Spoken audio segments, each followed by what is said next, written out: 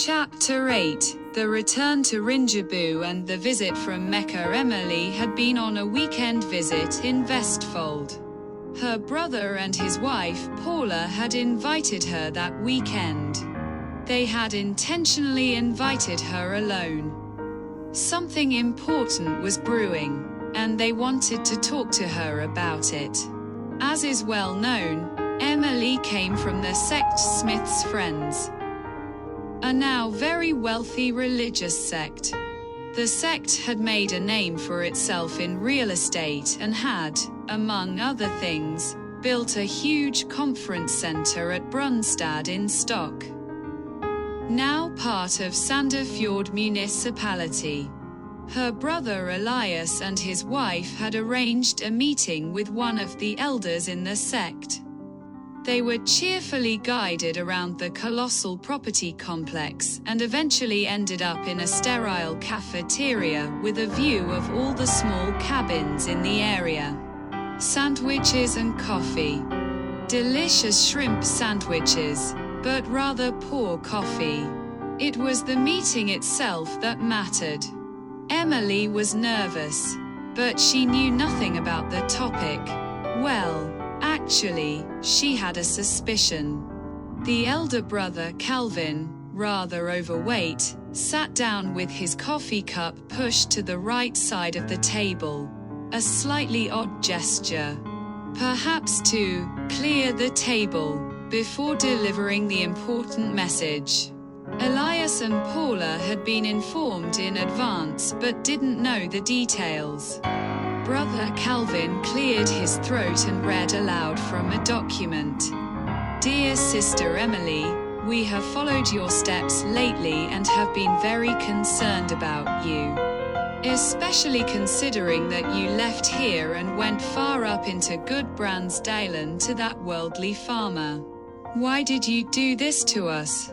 It has been said that you sat for hours in front of the PC screen, deeply immersed in a worldly dating site with all kinds of men popping up. Yes, including this farmer from Rinjabu. We are very concerned about you. Do you understand that?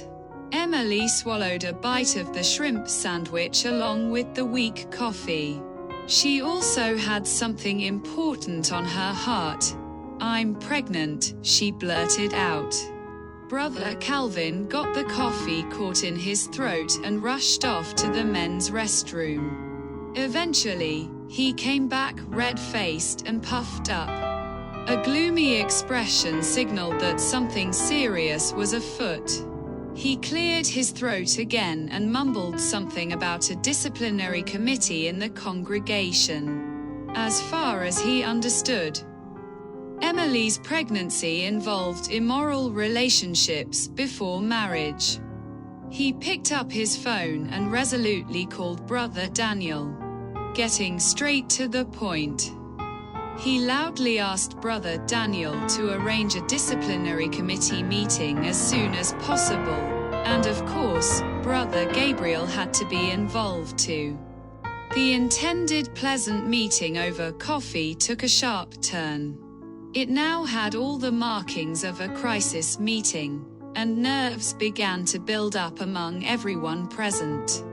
Emily felt very uncomfortable and signaled that she needed to go to the bathroom. Yes, of course, that's fine, they said. But she was gone for a long time.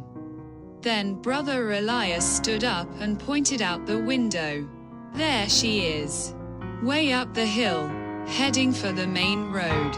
She's run off. Elias quickly maneuvered his way out, rushed to the parking lot, started the car with a bang, and raced up the hill in Emily's direction.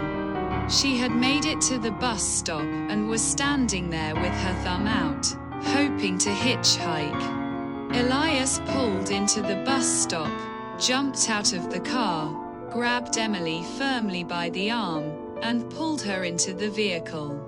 Moments later, all four of them were back in the cafeteria, filled with a grim desperation, waiting for brothers Daniel and Gabriel.